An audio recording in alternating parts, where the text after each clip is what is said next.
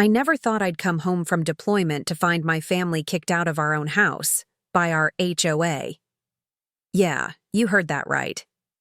While I was serving overseas with the Marine Corps, doing my duty and trusting everything back home was fine, a letter turned my family's life upside down.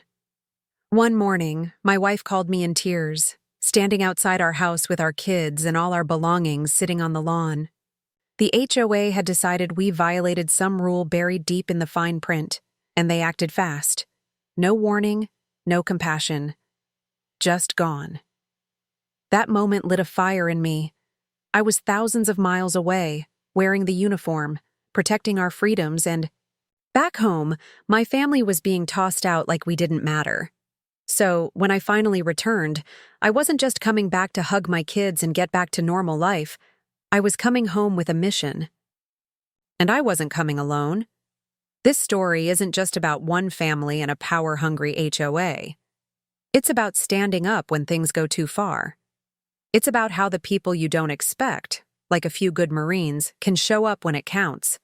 Because sometimes, when you've tried everything the right way and you still get pushed around, it takes a different kind of response. Stick around, because what happened next? Let's just say, the HOA never saw it coming. Let me back up a little. We bought that house 5 years ago. It was supposed to be our safe place, our little piece of peace between deployments. It wasn't anything fancy, just a quiet home in a quiet neighborhood, somewhere my wife could raise our kids while I did my time overseas. We joined the HOA like everyone else, paid our dues, followed the rules, or so we thought. We never had problems, never got complaints.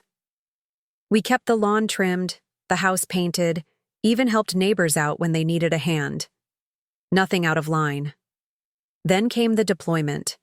I was gone for 10 months, and during that time, my wife handled everything. School drop-offs, grocery runs, bills, and all the little stuff you don't think about when you're away. She's a rock. But one day, she found a notice taped to the front door. According to the HOA, we were in violation for some landscaping issue, something about the fence line or the shrubs overgrowing the walkway. She tried to talk to them, tried to explain I was on active duty and she was doing the best she could alone, but they didn't care. Weeks later, without warning, they issued a fine, escalated it, and then they locked her out. No calls, no compassion, just cold letters and threats. That's when things got real. I started making calls from overseas, trying to get answers, but no one would talk. It was like they didn't even want to hear my side. Something wasn't adding up. When I finally got back stateside, the first thing I did was drive straight to the house, or what used to be our house. My kids weren't playing in the yard. My wife wasn't at the door. Someone else was living. There, a stranger. I stood there in my uniform, duffel bag still in hand, staring at a place that no longer felt like home. The new owner didn't want to talk, said he bought it at auction. All legal, he claimed. That word hit me hard. Legal. Just because something is legal doesn't mean it's right. I tried contacting the HOA president. No answer. Their lawyer sent me a cold letter telling me to direct all questions through proper channels. It was like I'd stepped into some twisted maze. My wife was crashing at her sister's place with the kids, trying to keep them calm while I hit a wall every time I searched for help. We weren't even given a fair chance to fight back. The fines, the lien, the foreclosure. It had all happened fast. Too fast. Almost like someone wanted it that way. Then a neighbor pulled me aside. She'd seen it all. Said this wasn't the first time the HOA had done something like this. Quiet pressure, surprise fines, threats of legal action. Then boom, foreclosure. Apparently, there was a small group on the HOA board making big decisions behind closed doors. It wasn't just about shrubs or fences anymore. It was something deeper. And I was about to dig in.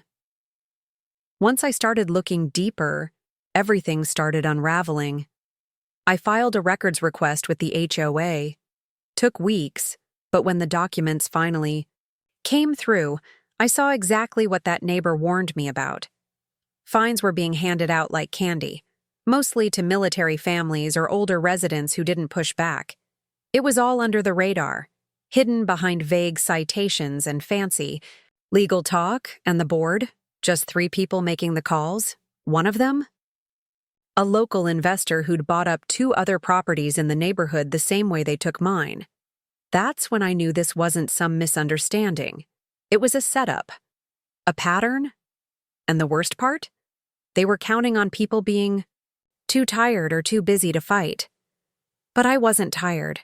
I had just come home from combat. And this? This was personal.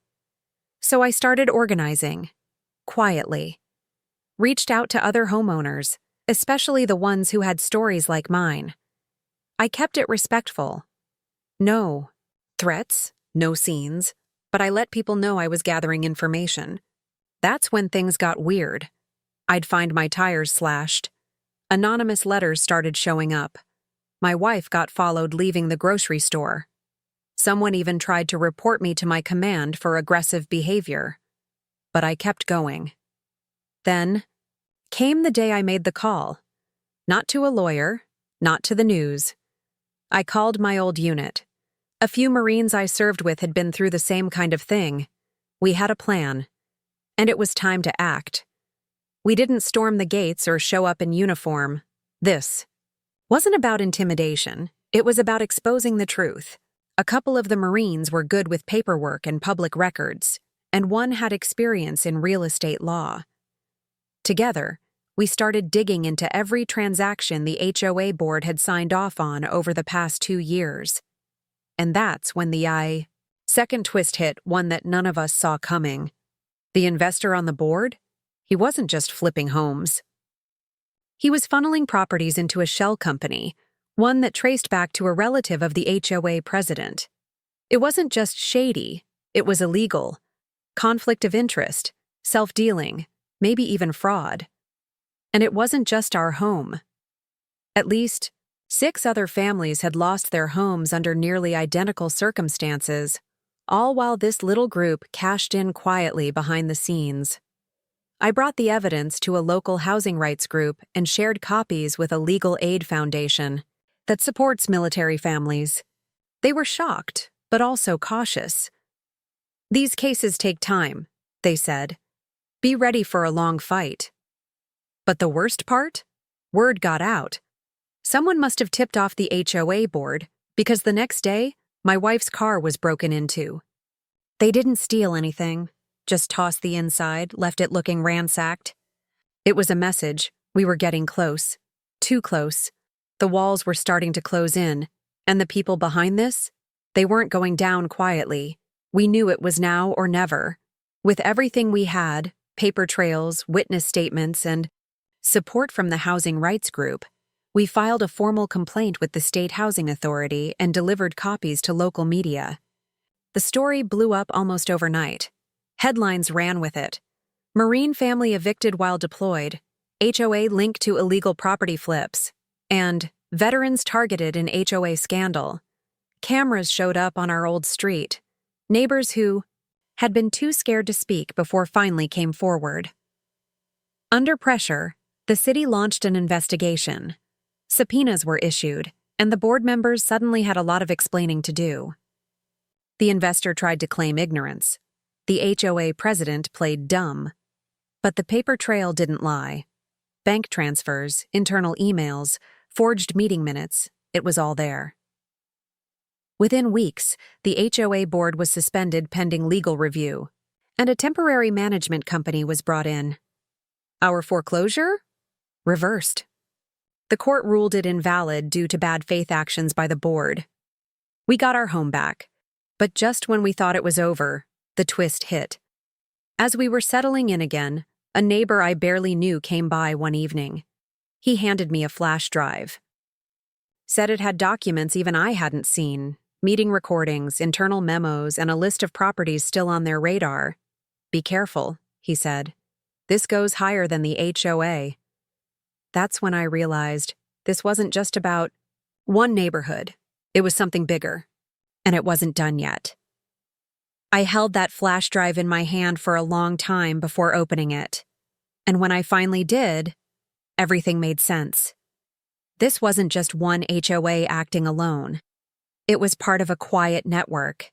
Investors, board members, even a few shady contractors, all working together to target vulnerable homeowners, especially military families who were away and couldn't fight back in real time. They were counting on silence, fear, and confusion. But once the light hit them, their grip started to crack. I handed the new evidence to the state investigators already working the case. It added fuel to the fire, and the investigation widened. More HOAs, more families. Over the next few months, lawsuits were filed, properties were returned, and stricter oversight was introduced across the county. I wasn't the only one who got justice, but maybe I was the one loud enough to get it started.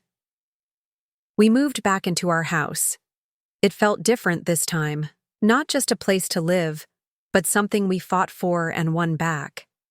My kids are finally sleeping peacefully, my wife's smile is real again, and I've started working with a local nonprofit that defends military families from predatory housing practices.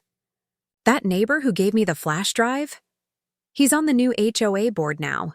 And let's just say things run a lot differently these days. So, yeah, the HOA tried to evict my family while I was deployed, but they forgot one thing.